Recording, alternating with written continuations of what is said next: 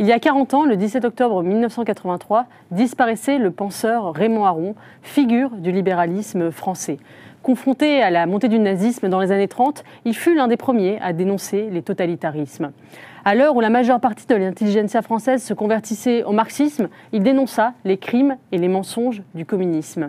Il est mort trop tôt pour avoir vu la chute de l'Union soviétique, mais pourtant, ses intuitions prophétiques continuent d'éclairer notre présent.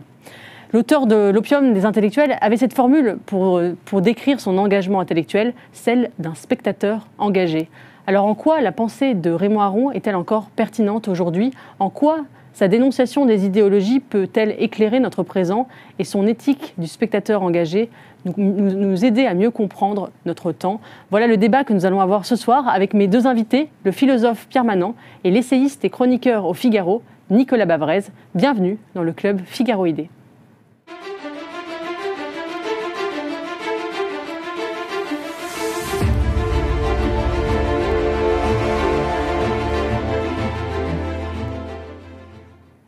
Bonsoir Pierre Manant, bonsoir Nicolas Bavrez. Bonsoir. Merci d'être là. Alors je vous présente pour montrer votre lien avec la figure de Raymond Aron. Pierre Manant, vous êtes philosophe et vous avez été assistant au Collège de France de Raymond Aron. Vous êtes son disciple, on peut le dire. Vous nous direz en quoi. Vous n'êtes pas le seul, bien sûr, mais vous êtes l'un des plus grands. Dans votre livre « Enquête sur la démocratie », vous consacrez notamment un chapitre à Raymond Aron, éducateur. Nicolas Bavrez, vous êtes nos lecteurs du Figaro, vous connaissent bien, puisque vous leur donnez une chronique chaque lundi, et vous êtes l'auteur d'une remarquable biographie de Raymond Aron, qui s'appelle tout simplement Raymond Aron, et qui a été publiée pour la première fois en 1993, mais qu'on peut retrouver en poche. Je la conseille à tous nos téléspectateurs. Elle est vraiment très complète et très pertinente. Je signale également ce soir, juste après notre émission, la diffusion d'un excellent documentaire sur Raymond Aron, Le chemin de la liberté, qui sera diffusé juste après l'émission et dont nous allons voir quelques extraits pendant cette émission, extraits auxquels vous allez réagir. Je signale également l'excellent papier de Guillaume Perrault, mon confrère du Figaro, sur Raymond Aron, 40 ans après sa mort, un maître pour comprendre les défis d'aujourd'hui, que vous pouvez lire sur le site du Figaro. Alors, j'aimerais commencer ce débat par une question un peu personnelle, un peu biographique, qui est de vous demander quelle a été votre rencontre personnelle avec Raymond Aron. Je commence par vous, Pierre Manant. Comment s'est faite cette rencontre et en quoi est-ce qu'elle a été déterminante dans votre vie ? Oh, elle s'est faite très simplement. J'étais étudiant, il était professeur. Je l'ai rencontré en lui demandant s'il voudrait bien être mon directeur de thèse. C'est tout. Et il n'est pas devenu mon directeur de thèse parce que je n'ai pas fait de thèse, mais il n'a pas cessé néanmoins de faire mon éducation politique. Et le mot de disciple est juste ? Ah, j'espère, mais en même temps, disciple ne veut pas dire que je prétends que ce que je dis, c'est ce qu'il aurait dit. Et je ne prétends pas non plus d'être le seul. Il y a d'autres façons. Il y a d'autres façons d'être son disciple. Si vous voulez, Le spectateur engagé est un livre passionnant, mais je trouve que le titre n'est pas bon. Parce que Aron n'était pas spectateur, pas simple spectateur, et pas engagé non plus. Si l'engagement, c'est ce que Sartre vantait, c'est pas du tout Aron. Donc, Aron était quelqu'un qui essayait de parvenir au juste jugement politique. Voilà. Donc, c'était un éducateur du jugement politique. Alors, on peut dire ça, c'est restrictif. Il faut être au moins philosophe, métaphysicien, sociologue peut-être. Mais éduquer le jugement politique, ça paraît une activité triviale parce que la plupart des gens, en fait, ne se soucient pas de parvenir à un jugement politique sérieux, rigoureux, judicieux. Et Aron avait cette intelligence de la philosophie politique. La philosophie politique est destinée à cerner les problèmes qui se posent à l'homme social et politique et à lui permettre, à l'aider à juger judicieusement de ces problèmes et de la façon d'y répondre. Nicolas Bavrez, quelle était votre rencontre, vous, avec Raymond Aron ? Alors moi, je n'ai rencontré Raymond Aron qu'en une circonstance qui est assez cocasse. Quand je suis arrivé à Paris, c'était comme jeune normalien, Et j'avais essayé de relancer les conférences de l'École normale supérieure. C'était juste au moment de la publication du Spectateur engagé.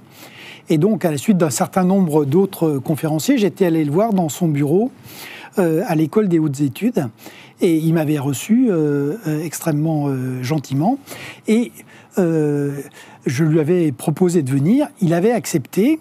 Et la première incartade, c'est qu'il m'avait demandé quel thème, si j'avais un thème auquel j'avais réfléchi.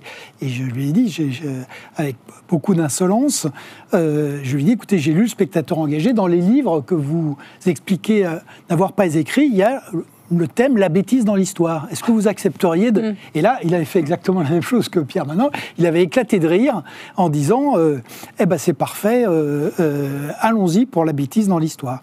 Et là-dessus, j'installe mes affiches dans l'école normale et je suis convoqué par le directeur. Donc, je ne savais pas pourquoi. J'avais déjà fait un certain nombre de bêtises. Je me dis, je me fais rattraper. Et en fait, j'arrive dans son bureau et c'était Jean Bousquet qui avait été nommé, ce dont j'ignorais tout, parce que j'ignorais toute cette histoire. Il avait été nommé par Georges Pompidou. Ils étaient dans la même promotion et Georges Pompidou l'avait nommé à la suite du saccage de la bibliothèque de l'école normale par les maoïstes. Et donc, il avait été nommé là pour remettre... Et lui avait tout à fait en tête que Raymond Aron n'était jamais revenu à l'école normale depuis mai 68. Il avait été... Moi, je ignorais tout ça. Et donc... Je rentre dans le bureau du directeur qui me dit « Mais vous vous rendez compte de ce que vous avez fait ?» Alors, j'en avais fait pas mal, mais évidemment, je le laisse un peu venir. Je lui dis « Oui, sûrement, mais de quoi s'agit-il ?» Il me dit « Vous vous rendez compte, vous avez invité Raymond Aron. » Et alors là, pour le coup, c'est moi j'ai failli éclater de rire. Dans quelle année ? C'était juste après Le Spectateur engagé, donc c'était 81, je pense. Donc, il m'a dit, est-ce que vous avez prévenu la police ? Alors, moi, évidemment, je n'allais pas prévenir la police. J'avais vu un intellectuel qui était célébré partout à la suite de la publication du Spectateur. Et donc, là où ça se finit de manière encore plus drôle et ironique, c'est qu'Aron fait sa conférence qui est un triomphe. Il y a des gens partout. Toute la gauche de l'école étant enserrée, tout se passe admirablement bien, il y a des questions, mais aucune question dérangeante. Et dans ses mémoires, Aron raconte cette circonstance et finit en disant « Mais cette école normale, j'étais très heureux de revenir, mais finalement, il n'y a pas eu de vrai débat, il n'y a pas eu de vraie question, tout le monde était d'accord, l'école normale n'est plus dans l'école normale, il n'y a plus de vie et d'esprit critique dans cette institution. » Donc voilà l'histoire. Eh bien, on va écouter justement Raymond Aron, un premier extrait de documentaire sur la question de l'opium des intellectuels et on lui demande quelle est sa plus grande fierté. Quel est votre plus grand sujet de fierté ? D'avoir été anti-stalinien avant la plupart des autres intellectuels français. Après la guerre, Aron se plonge dans la rédaction de l'opium des intellectuels. Il y analyse la fascination folle qu'exerce le communisme, ses symétries avec le régime hitlérien. Et j'ai été saisi d'une espèce de fureur en voyant que tant d'intellectuels de bonne volonté tombaient à nouveau dans le piège du totalitarisme et croyaient qu'un totalitarisme était bon parce qu'il se réclamait d'une doctrine qui en elle-même est noble, généreuse, rationaliste, humanitaire.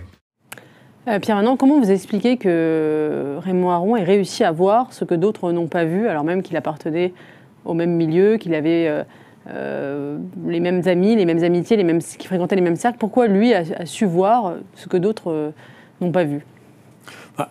Pour la raison à laquelle je faisais allusion en commençant, c'est-à-dire il avait une approche politique et pratique des choses politiques. Il ne pensait pas que le rôle de l'intellectuel, ou que le rôle de celui qui pense plutôt, était de proposer des idées motivantes et généreuses, indifférentes en quelque sorte, à la situation effective des hommes. Donc, ce qui a... je crois, l'extrait que vous avez donné le suggère, ce qui a vraiment motivé Aron, c'est le contraste qui crevait les yeux entre la parole communiste et la réalité communiste. C'est-à-dire que ce qui lui a été immédiatement insupportable, et pourquoi il a eu beaucoup de peine à comprendre l'aveuglement de ses condisciples, en quelque sorte, c'est comment des mensonges aussi effrontés, et des mensonges aussi odieux, parce qu'il cachait des mesures de violence extrêmes et comparables, en effet, au régime nazi, comment ce contraste ne sautait pas aux yeux des autres, mais au contraire, les autres, Sartre et pour ne parler que de lui, étant occupés à justifier indéfiniment l'injustifiable. Et c'est, je crois, cela qui a été le moteur, c'est-à-dire, malgré tout, comment dire, une indignation morale. Parce qu'on dit, Aron réaliste, il considère les choses comme elles se passent, où est l'idéal ? Une certaine vérité, une certaine justice et une certaine reconnaissance de ce qui se passe réellement dans le monde, ça devrait faire partie du b.a.-ba de la morale. Eh bien non, ça, c'était au-dessous de la dignité de Sartre et de ses semblables, n'est-ce pas ? Donc, je crois simplement qu'il avait gardé bon sens, lucidité, et il ne se laissait pas emporter par tout ce qui peut égarer les gens quand l'on considère la vie politique. Regarder les choses comme elles se passent, ce que disent et font les gens, s'informer quand il est possible de s'informer, et il était possible de s'informer, car les crimes du communisme, depuis très tôt, ont été documentés. Donc, si j'ose dire, le mystère n'est pas Aron. Le mystère, c'est ceux qui n'ont pas réagi comme Aron, et c'est parce que Aron pensait bien des choses ainsi qu'il a écrit ce livre. Comment les intellectuels, puisqu'on les appelle ainsi, ont-ils cru à tant de mythes ? Mythe de la gauche, mythe de la révolution, mythe du prolétariat. Et aujourd'hui, peut-être... Et c'est le sujet de ce livre. Donc, il s'agit de démythifier des mythes qui ont égaré des générations et qui, pour dire les choses simplement, continuent de les égarer. Simplement, le communisme est passé de mode, mais il y a toujours une nouvelle religion séculière, comme disait Aron, pour égarer ceux qui sont indifférents, au fond, à la réalité. Nicolas Vavresse, est-ce que l'opium des intellectuels, c'est un livre pertinent pour comprendre notre présent aujourd'hui ? Est-ce qu'il y a encore... Puisqu'on peut dire, aujourd'hui, c'est la mort des idéologies. D'abord, l'opium des intellectuels, c'est un livre qui, effectivement, est un livre majeur d'Aron, et un livre c'est très intéressant que vous l'ayez choisi, parce qu'on a vraiment les deux dimensions d'Aron, qui effectivement sont en fait un peu réduites ou, j'allais dire, biaisées par l'appellation du spectateur engagé. La première dimension, c'est la dimension du savant. C'est un vrai philosophe, et il va chercher la critique des mythes de la révolution du prolétariat parce que c'est le meilleur lecteur français de Marx au XXe siècle. Et puis il y a la deuxième dimension, qui est la dimension du combat pour la liberté.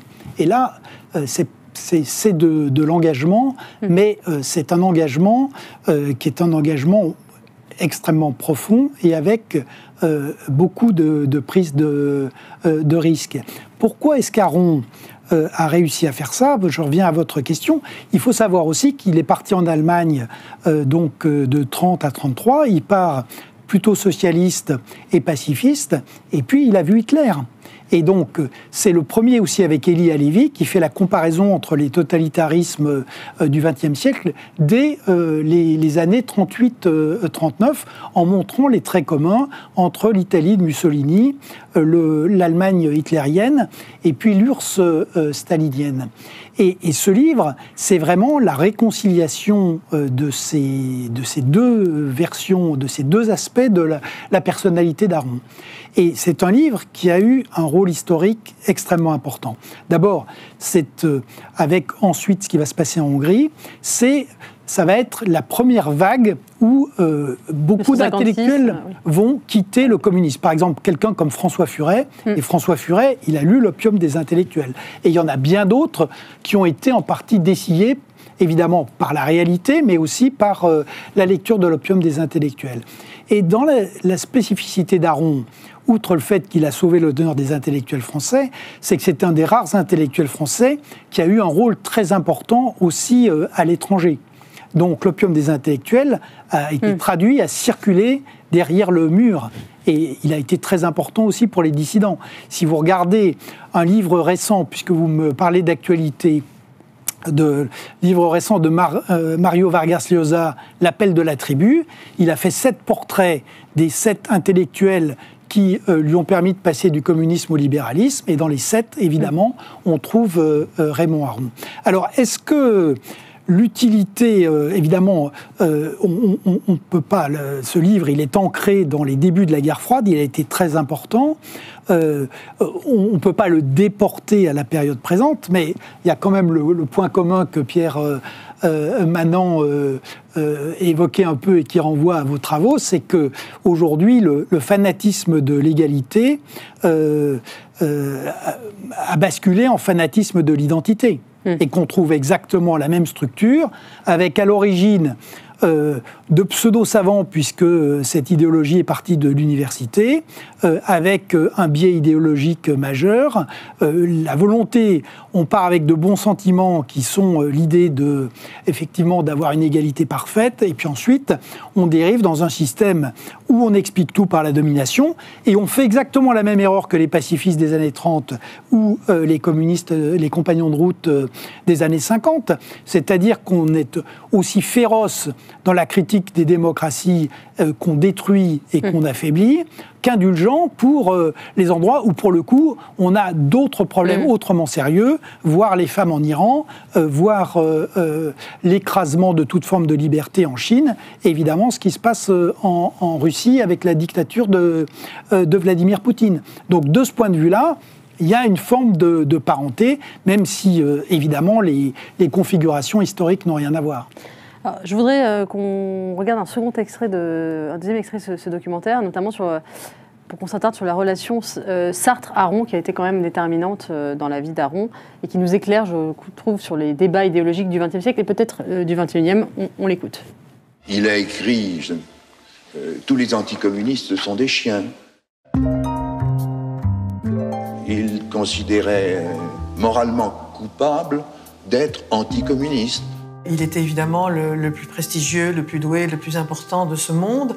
Et la capacité qui s'est donnée de répondre par l'insulte, d'une certaine façon, a légitimé des formes extrêmement violentes de débat, ou de refus, plutôt, de refus de débat. L'amitié d'avant-guerre entre les deux petits camarades ne résiste pas à ces déchirements politiques. Oui, perdre des amis, c'est perdre une partie de soi-même. On voit que ça a été douloureux pour Raymond Aron de perdre cette amitié avec Sartre. Aujourd'hui, on parle beaucoup du sectarisme, de la violence du débat. Est-ce que ce face-à-face entre Sartre et Aron ne montre pas, Pierre Manant, qu'il y avait aussi une énorme violence du débat, énormément de sectarisme dans ces années 60-70 en France? Oui, bien sûr.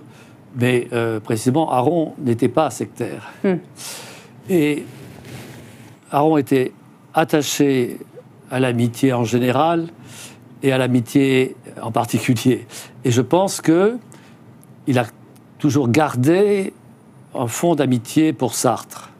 Ils se sont réconciliés d'ailleurs à la fin. Oui, enfin, je crois qu'on ne peut pas pour parler... Pour la photo, en tout cas. Oui. Mais Sartre n'était pas intéressé par l'amitié avec Aron et n'était pas intéressé par l'amitié en général. Voilà. Et Sartre a construit un personnage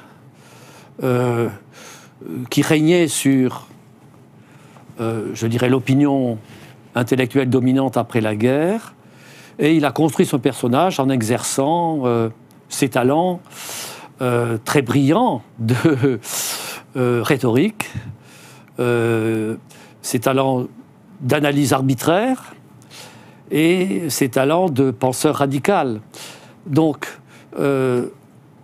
il n'y avait pas de communication pertinente, finalement, possible entre celui qui construisait le personnage du contemporain capital, en quelque sorte, comme le faisait Sartre, et Aron qui avait une vue beaucoup plus sobre de sa tâche, qui était de rendre intelligible le monde social et politique dans lequel il vivait. Et de ce point de vue-là, la relation Sartre-Aron reste une relation très intéressante, parce que Aron a toujours gardé le contact intellectuel. Je veux dire, il admirait sincèrement les talents de Sartre. Il le prenait au sérieux, et il a continué d'écrire sur Sartre bien longtemps après qu'ils aient cessé toute relation. C'est-à-dire qu'il a voulu, puisque l'amitié personnelle n'était plus possible, il a voulu maintenir, une relation intellectuelle. Un échange intellectuel, même si l'autre ne répondait pas. Sartre, en quelque sorte, Aron parlait pour tous les deux. Il occupait les deux rôles. Il donnait la parole à Sartre en analysant ses livres, et il lui faisait part, de façon très modérée et je dirais sans aucune animosité ni partialité, il lui faisait part de ses critiques. Ainsi, Nicolas disait que Aron était l'un des meilleurs spécialistes de Marx, et il fut aussi un excellent analyste de Sartre. Donc, la position d'Aron est très singulière de ce point de vue-là. Il n'était pas prisonnier de sa propre œuvre à faire. Il était toujours soucieux de comprendre ce que pensaient les autres, de leur donner la parole dans ses propres livres, et de leur consacrer tout son effort de compréhension, que ce soit Marx ou Sartre. Donc, on voit que c'est une figure singulière de ce point de vue-là, dans un paysage où la partialité était récompensée. La partialité et la radicalité. Eh bien, Aron, c'est l'inverse. Je veux dire, Aron, c'est un souci constant d'impartialité, tout en admettant que nécessairement cette impartialité n'est pas une impartialité de tout-puissant, mais c'est une impartialité humaine, mais en tout cas c'est un effort rigoureux d'impartialité et de sobriété. Rien n'est plus, au fond, facile que la radicalité. Et on voit bien à quel mal fait à une société et à une vie intellectuelle l'obsession et le goût de la radicalité. Nous le voyons encore aujourd'hui. Oui, il y a cette fameuse phrase dont on ignore l'auteur, mais qui résume les années 60-70, qui est « mieux vaut avoir tort avec Sartre que raison avec Aron ». C'est cette idée que la radicalité, même si elle est fausse, est nécessaire pour faire avancer l'histoire. Nicolas Bavrez, est-ce que vous avez le sentiment que dans la postérité, c'est Aron ou c'est Sartre qui a gagné? Sachant que là, j'ai regardé justement pour préparer cette émission, je suis allée sur le site thèse.org qui montre les sujets de thèse de l'Université française. Et il y avait 13 thèses sur Raymond Aron dans les 10 dernières années et 156 thèses sur Sartre. Oui, d'abord, la phrase est évidemment absurde parce que aucun intellectuel, aucun savant ne peut se fixer pour objectif d'avoir tort. Sartre le disait, il disait « j'ai eu raison d'avoir tort ». Pendant la guerre d'Algérie. Non, ça, ce sont des effets rhétoriques, mais oui, ça ne mène pas très loin. Ce qui est vrai, c'est que ces deux petits camarades sont vraiment enchevêtrés. Ce qui est fascinant, c'est que finalement, cette polarité dessine assez largement la vie intellectuelle française du XXe siècle. Ils ont été très très proches. C'est Aron qui a fait découvrir à Sartre, qui l'a amené en Allemagne, c'est lui qui lui a fait découvrir les phénoménologues et l'existentialisme sartrien est l'enfant de cette rencontre. Ils ont fondé, il faut le rappeler, les temps modernes au départ ensemble, et puis ensuite il y a eu la rupture, et puis la poignée de main du bateau pour le Vietnam, et qui est une poignée de main en 79 qui est purement faciale, et qui montre quand même que c'est le moment où la gauche a basculé dans l'antitotalitarisme et où en fait ce sont les idées d'Aron qui s'imposent. Ce qui est vrai, ce que rappelait Pierre Manin, c'est qu'il y a une asymétrie complète, c'est-à-dire que Sartre est dans l'insulte et dans la violence, Aron jamais. Aron, ça a été dit, c'est Histoire et dialectique de la violence, ça reste la meilleure lecture du système sartrien et qui montre bien en même temps son extrême danger, puisque Sartre fait naître la liberté de l'exercice de la violence.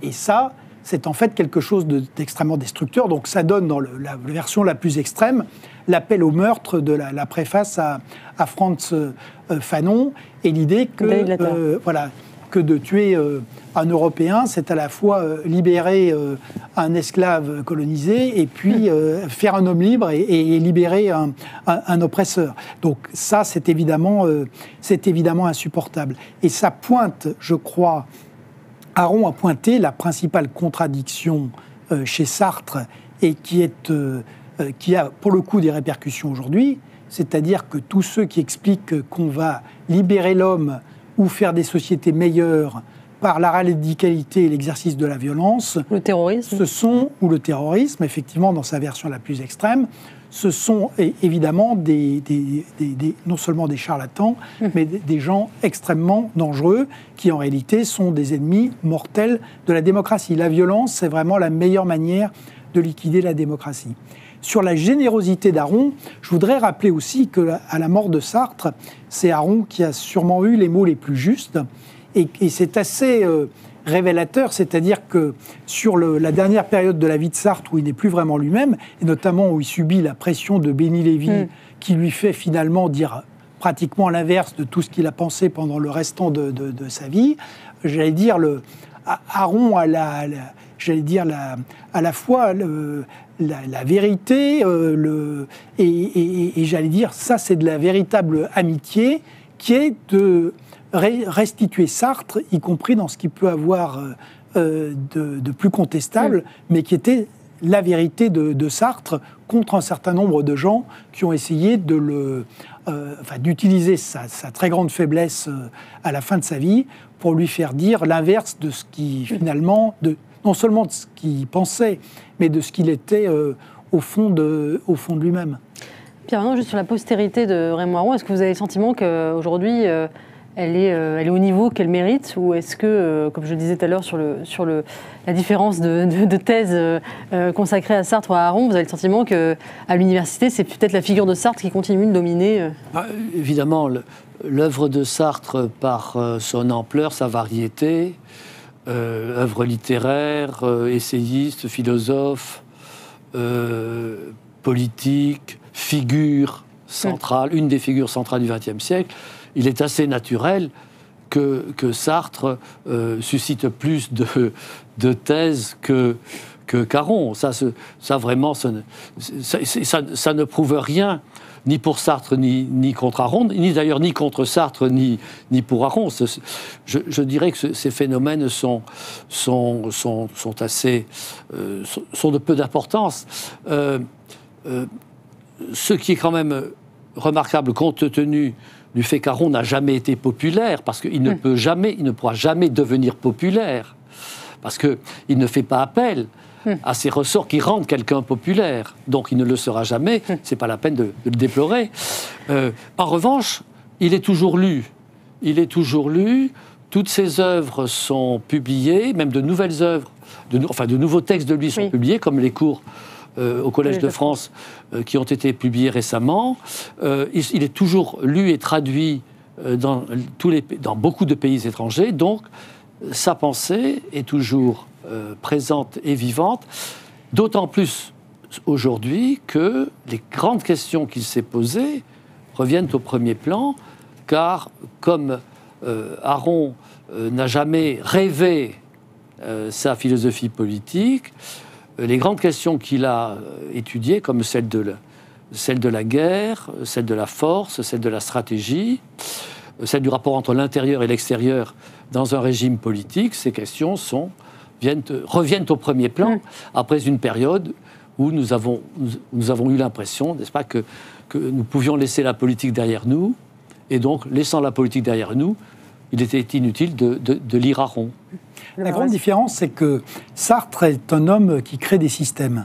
C'est des systèmes qui sont faux, mais avec une apparence impressionnante. Et surtout, derrière Sartre, il y a eu l'organisation d'une école de pensée avec des stratégies, y compris de contrôle intellectuel de certaines disciplines extrêmement puissantes. Les libéraux français sont toujours des figures isolées.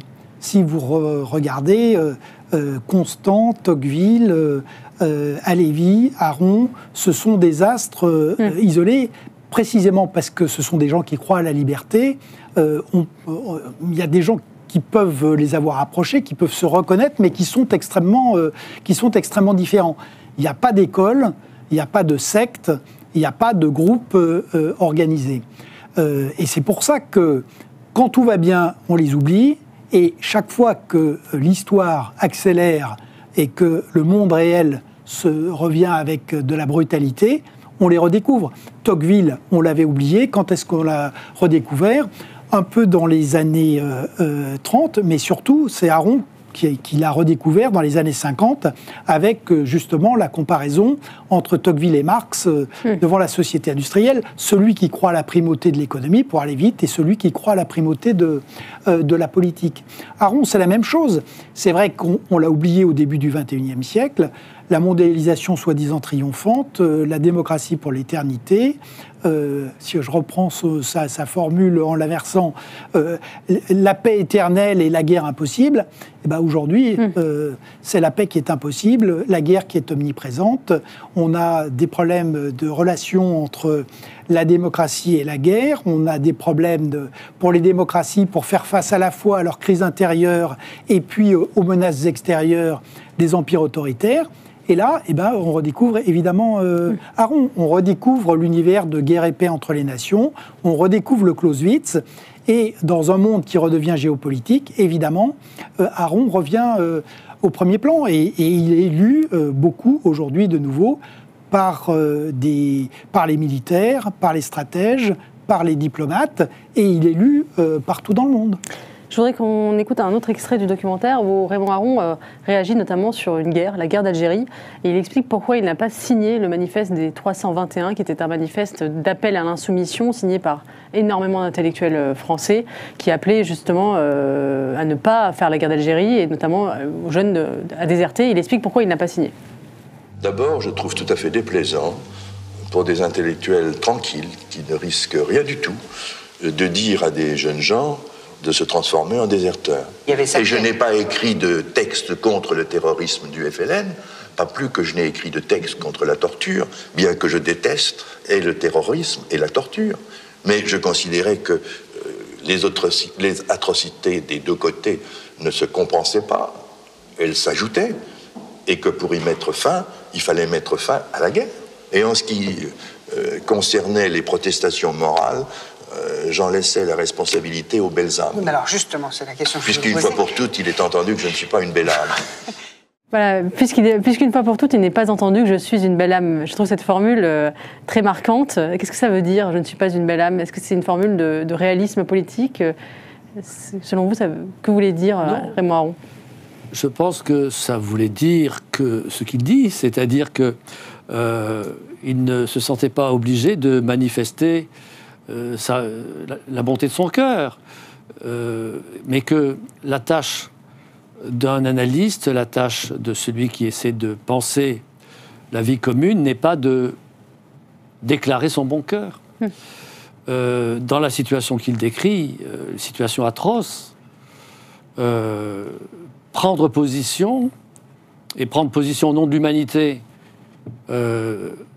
contre les uns pour les autres, ou pour les uns contre les autres, était un jeu dans lequel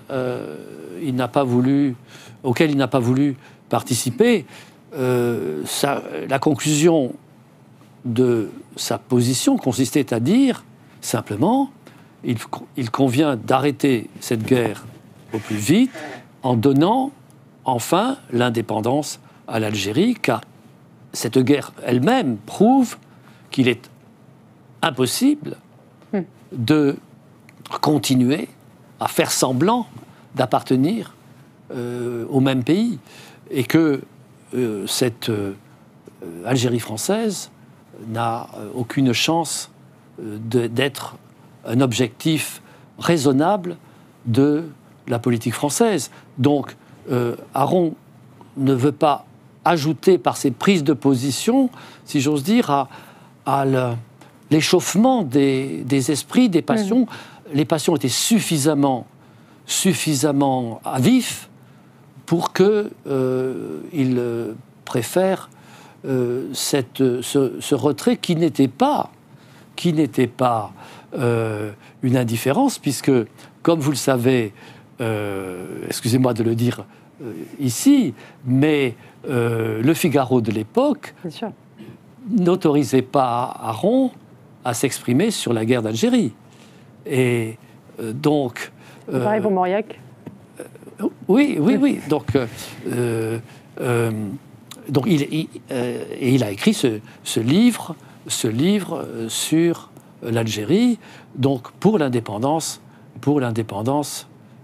argumentant en faveur de l'indépendance algérienne, non dans dans l'enthousiasme sartrien pour la révolte des peuples contre le colonialisme, mais simplement devant l'évidence que cette guerre était sans issue. C'est intéressant, d'abord, le titre du livre lui-même montre bien qu'Aron ne sous-estime pas du tout la violence ou les atrocités. Ça s'appelle la tragédie algérienne. Ensuite, le mot tragédie est très important, je pense, chez Raymond Aron. Exactement. Il est le premier en 57, et c'est très intéressant aussi parce qu'une fois de plus, Aron n'est pas du tout du côté où on l'attend. Les gens le placent plutôt à droite et donc l'attendent évidemment plutôt du côté de la colonisation. Et l'argumentation d'Aron est très intéressante et elle permet d'ailleurs de mieux préciser ce qu'il dit sur les belles âmes.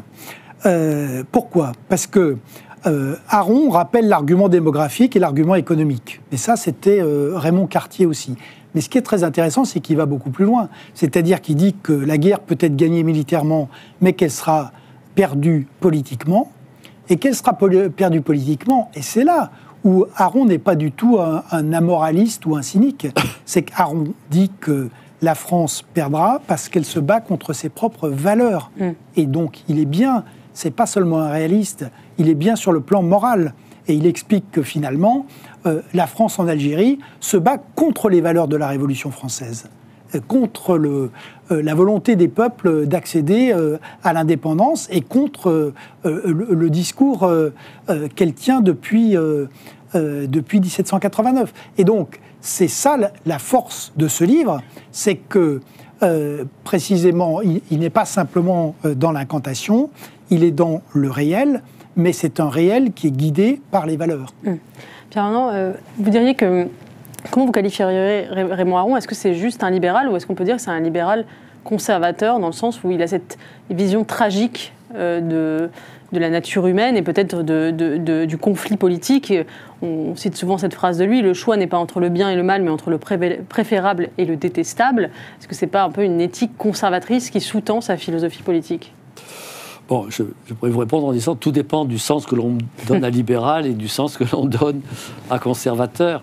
Bon, il n'est pas conservateur au sens où il aurait une doctrine positivement conservatrice, si je peux dire, comme Burke, c'est-à-dire thématisant et recommandant le maintien des traditions, la référence à des mœurs qu'il faudrait chérir et conserver telles quelles.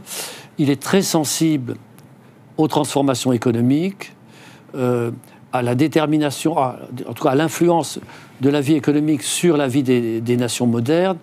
Et donc, à plusieurs reprises, il remarque à quel point il est difficile d'être conservateur et en même temps d'accepter le développement politique moderne qui bouleverse indéfiniment la vie collective. Donc, il est conservateur, si vous voulez, en ce sens que il part du présent tel qu'il est. Voilà. Mais il n'est pas conservateur au sens où il adhérerait à un passé tel qu'il est menacé par l'évolution présente. Donc, il part de la société industrielle, de ce qu'il appelle ainsi après Auguste Comte. Il parle de la démocratie tout en disant que, sur le papier, en effet, il n'est pas certain que la démocratie soit, au ciel des idées, le meilleur régime. Mais enfin, c'est le régime dans lequel nous vivons et le régime qui s'est révélé, suivant la formule de Churchill, le pire des régimes à l'exception de tous les autres. Bref, son appréciation première des choses, c'est plutôt cela. C'est... si l'on veut être pertinent pour guider l'action et juger de ce qui se passe, il faut partir de la configuration présente des choses, pour parler comme Montesquieu, et autrement, on est déporté vers un idéalisme du passé ou un idéalisme de l'avenir, mais on manque un des éléments principaux d'orientation politique. Mais cela ne veut pas dire, et Nicolas vient de le rappeler à propos de l'Algérie, cela ne veut pas dire que l'on accepte tout ce qui se passe. Évidemment, partir de la vie présente telle qu'elle est, des conditions sous lesquelles elle se présente, ne signifie pas que l'on échappe à l'obligation de chercher la meilleure action, la meilleure conduite, la meilleure politique, qui en pratique est toujours la moins mauvaise. Mais la moins mauvaise, c'est la seule qui est vraiment meilleure. Donc, en effet, Aron n'est pas quiétiste, enfin, conservateur au sens où il trouverait que le monde va bien tel qu'il est. Mais ceux qui prétendent bouleverser le monde, à cela, il leur dit attention, vous parlez sans savoir et vous vous engagez dans une direction qui est une impasse. Je pense que les libéraux ne sont pas du tout des conservateurs. Et Aron, c'est l'homme de la réforme contre la révolution. Parce que le problème du XXe siècle, dans ce temps des grandes guerres et des idéologies, c'est comment sauver la liberté politique, mais la liberté politique dans un monde qui change. Et si vous regardez, Aron a toujours été le pédagogue du changement. Après 1945, il fait partie de ceux qui plaident pour moderniser très profondément le système économique et social français, parce qu'il sait très bien que ce qu'il faut éviter, c'est le retour aux années 30 et à la chute. Ensuite, si vous regardez la dissuasion nucléaire, et donc l'arrivée de la bombe, Aron est le pédagogue de la bombe atomique et de ce que ça change sur le système stratégique. Il le fait d'abord dans les années 50 et ensuite en 1963 dans le grand débat, quand la France se dote de l'arme nucléaire. Pour l'université, il n'a cessé d'appeler à la réforme de l'université. Alors qu'il était un professeur reconnu à la Sorbonne, il aurait pu vivre de sa rente et expliquer qu'il fallait surtout ne rien changer. Il est extrêmement vigoureux sur le fait qu'il faut changer l'université. En revanche, en mai 68, il explique que la réformer, oui, la détruire, ce qu'on a effectivement fait, ça, non, et sous aucun prétexte. Donc ça, c'est la première chose, c'est que c'est vraiment l'homme de la réforme contre les utopies révolutionnaires qui n'amènent finalement que des destructions, du sang et qui détruisent la liberté qu'elles prétendent restaurer. Et la deuxième chose qu'on peut dire sur le libéralisme d'Aron, c'est qu'il est très intéressant parce que Aron n'a peut-être pas construit de système, mais il a vraiment construit une pensée qui est originale et une pensée qui renvoie à une histoire très longue dans notre pays parce que quand on regarde les traditions libérales, donc Aron s'est frotté à la philosophie de l'histoire allemande pendant qu'il était à Londres.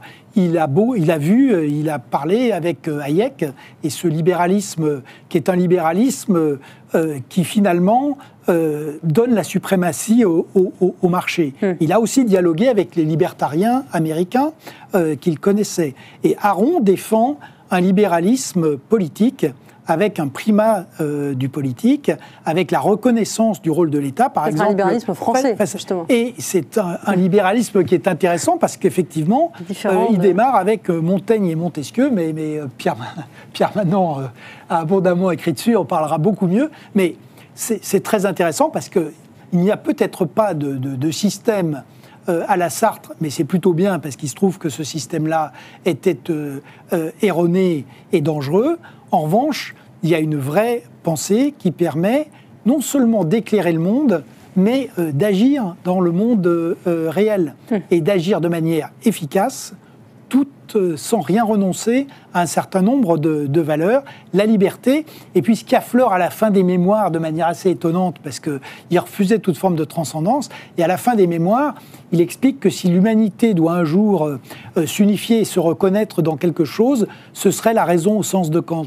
Ça renvoie à son premier mémoire, si je puis dire, et c'est une dimension qui est très importante chez lui, et qu'on retrouve, c'est qu'il n'a jamais perdu l'espoir dans la liberté et le fait que le combat pour la démocratie peut être gagné. Et ça, alors même qu'il disparaît 6 ans avant la chute du mur, dans la dernière crise de la guerre froide, la crise des euromissiles, et un moment où l'Europe est dans une situation qui est plus que difficile. Donc ce message-là, qui est un message d'espoir, j'allais dire qu'il fait vraiment écho et il mérite vraiment d'être entendu aujourd'hui. Alors, oui, pardon, après je voudrais vous passer un dernier extrait qui me semble important. Mais allez-y. Pardon. Non, ce que Nicolas vient de dire très bien, j'ajoute juste, c'est qu'il y a une tentation libérale qui est de se passer du politique. Tandis que Aron considère qu'il y a une chose qui est éternelle dans la condition des hommes, c'est qu'ils doivent se gouverner eux-mêmes. Et que le libéralisme ne doit pas être compris comme une façon de se passer du gouvernement de la chose publique. Voilà, c'est juste la chose que je voulais. Justement, vous avez dit que Raymond Aron était un homme de raison, il plaçait la raison au-dessus de tout, mais c'était aussi un homme d'affect. Et je voudrais qu'on passe une dernière archive et qui a un énorme écho avec l'actualité présente, puisqu'il s'agit de Raymond Aron qui parle d'Israël. On va l'écouter. Quand je me mets à la place des Palestiniens, je comprends la haine qu'ils éprouvent. Ils ont perdu, sinon leur patrie au sens ordinaire du terme, du moins le sol sur lequel ils habitaient. D'un autre côté, les Israéliens venus de tous les pays, et souvent de pays où ils étaient persécutés, ont créé en une vingtaine d'années un État. La destruction de cet État me paraîtrait aujourd'hui un épisode monstrueux. C'est un de ces conflits où, inévitablement, la prise de position est affective. Je trouve ça assez fort comme archive, Pierre Manant, parce qu'il déclare qu'il y a parfois des conflits, enfin des moments où la raison ne peut pas tout décider, où il y a une part d'affect. Est-ce que Raymond Aron laissait une part aussi à l'affect, notamment sur ce sujet ? Oui, bien sûr. Il a été, comme il le raconte, comme il l'explique, il a été lui-même surpris par sa réaction, parce que avant la guerre des 6 jours, au fond, comme il le dit lui-même, la fondation de l'État d'Israël ne lui avait pas paru un événement considérable.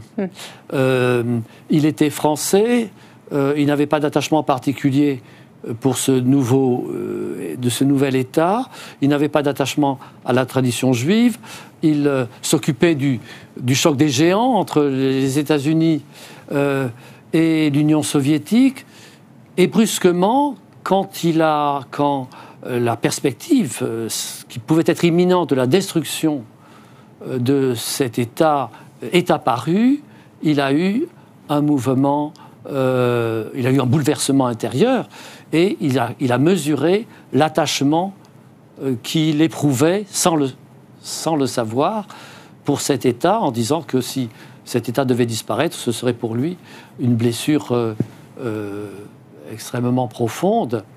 Alors, est-ce que c'est affectif ? C'est un peu, je dirais, le terme est un petit peu léger pour ce qui est en cause, n'est-ce pas ? Parce que affectif ne veut pas dire vous aimez cela, moi j'aime ceci. Je crois que dans le cas s'agissant d'Israël, je crois que l'on soit juif ou non, évidemment cela fait une différence dans le rapport à Israël, mais c'est toujours autre chose qui est présent, qui va au-delà d'un sentiment personnel. Parce que la place d'Israël, du peuple juif, dans notre histoire est telle que, d'une certaine façon, la manière dont nous nous rapportons à l'histoire juive, et donc aujourd'hui à cette partie de l'histoire juive qu'est l'État d'Israël, touche à notre être le plus intime et à la manière dont nous pensons dans l'histoire. Nicolas Varvez, une réaction à cette archive. Malheureusement, le temps va nous manquer, mais je vous laisse conclure peut-être. Écoutez, vous voyez, ces extraits sont formidables parce que on voit Raymond Aron avec sa vivacité, sa lucidité, et j'allais dire, il parle comme un livre. la précision de son élocution, alors même que là, il avait eu avant un accident cardiaque, avant les images qu'on voit là, c'est assez stupéfiant.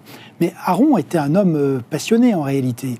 Et donc cette précision de l'expression et cette rigueur de la pensée, c'était une forme d'ascèse et d'exercice dans lequel il excellait. Mais Aron, en réalité, est quelqu'un de tout à fait passionné. Sur Israël, c'est vrai qu'il a découvert la Shoah quand il est rentré donc en France à la Libération. Évidemment, ça a été un choc épouvantable. Il a assisté à la naissance d'Israël, qui est le seul État qui est né à la suite d'une décision de l'ONU. Et c'est vrai qu'au départ, il a suivi ça, j'allais dire, comme on suit l'actualité internationale. Incontestablement, il y a eu un retentissement qui était un retentissement très profond chez lui, qui ne l'a pas du tout amené à revenir, puisqu'il refusait toute forme de double allégeance. Il était citoyen français, très attaché aux valeurs de la République. Mais il est vrai qu'il y a eu à ce moment-là cette irruption d'un sentiment de solidarité très profond avec Israël. Gaston Fessard, qui était son ami, en a d'ailleurs fait une interprétation, j'allais dire, presque mystique de l'œuvre d'Aron. Aron ne s'est jamais reconnu, mais a toujours apprécié la puissance intellectuelle du père Fessard. Et évidemment, ce qui se passe et ce qu'on voit aujourd'hui, et ce que ça nous rappelle, c'est que sur effectivement, ce territoire d'Israël, tout ce qui se passe, en fait, a un écho mondial. Et que le pari qui avait été fait par Benjamin Netanyahou d'une espèce de normalisation où, j'allais dire, en réel politique, on divisait les Palestiniens et où on les affaiblissait, on les coupait du monde arabe et on essayait de faire de la normalisation diplomatique. C'est un plan qui, évidemment, a complètement échoué. Donc, ça nous rappelle l'idée que, en fait, il y a d'autres solutions que la paix. Et la paix est extrêmement difficile à imaginer sur cette terre. Mais la dernière chose que je rappellerai en un mot, c'est que de même qu'Aron dit qu'il ne faut jamais désespérer de la liberté, je pense qu'il ne faut jamais désespérer de la paix non plus. Merci beaucoup Nicolas Barrez, merci Pierre Manant pour cette discussion passionnante. Pour la prolonger, je vous invite donc à voir ce documentaire qui va suivre sur Figaro TV. Je vous souhaite à tous une très bonne soirée et je vous dis rendez-vous à la semaine prochaine pour un nouveau club Figaroïdé avec Alain Finkielkraut et Abnous Chalbani.